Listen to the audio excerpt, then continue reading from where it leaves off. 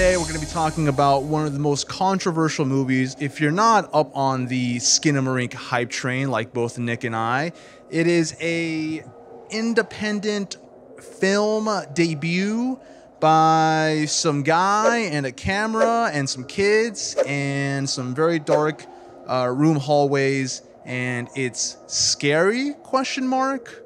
We will discuss. Can nostalgia be scary? Yes. Can nostalgia be scary enough to hold your attention for 2-ish hours? Halfway, 50-50. So one film that we talked about a year ago was Electric Dragon 10,000 Volts, where it was essentially just a collection of flashing sequences of this guy doing random things, and at some point, like, you stare at it long enough where, like, I think this makes sense, and I was just vibing. This is almost that beat for beat where you're just like looking at these kids whispering. You have the subtitles on. Even with the subtitles, like, it's still, you can't really follow it. And at some point it clicked in my brain where I was like, I think this is scary.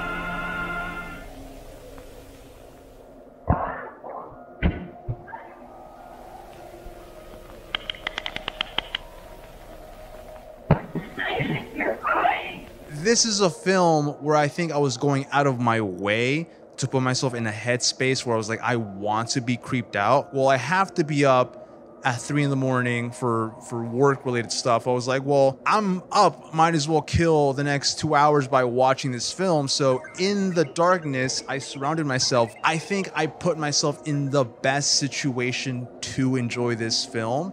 And even then, again, hour one, you're like, what in the fuck is this? Like, I already locked myself in for this, so I had to stick through to the second half. And it might be some sort of like Stockholm syndrome where I was like, I think I like it. But as the film hits a climax, as things kind of unravel narrative-wise, if you can call this a narrative, if there is a plot, I think it does deliver something that does hone in on like childhood creepiness. But it's not something that surprises me if someone's like, WTF, this is just nonsense, because it kind of is. But like a Rorschach test, to me, I was like, whoa, pretty sick. But I'll probably never watch it ever again. I'm going to say 4 out of 5. Oh, holy crap. It was 100 boobless minutes. I mean, I'm like, holy shit.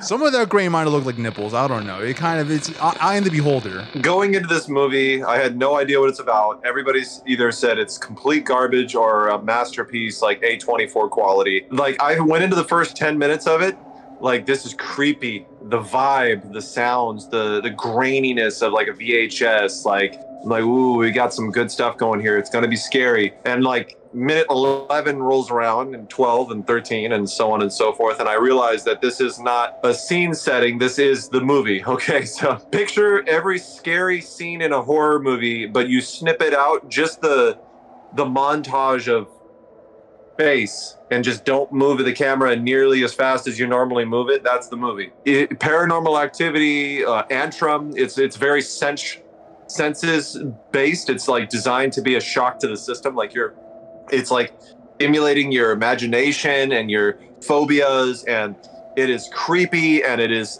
got kids in it, and they're like quiet and whispering, like everything to make a horror movie scary. But it's so much of one goddamn thing that it's like, by the time you roll around an hour, you're like, please just let something happen.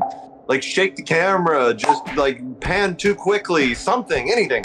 It's definitely a one-time watch for me. I love the first like 10 minutes, like I said, where it's like, it's creating. I like where the directors are going. I like where they decided to create the scene and just show like the impact. And there's so much good behind it, but it's just like who the hell would pay the price of admission to sit through 100 minutes of literal like stage?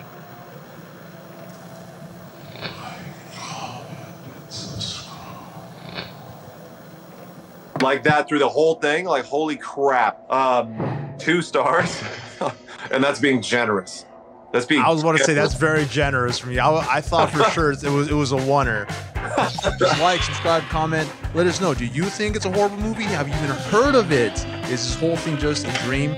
Perhaps. Nick, send us out with that camp slasher motto. Blood, guts, spit, and ass. That's how we roll. Thank you very much. Look forward to next time.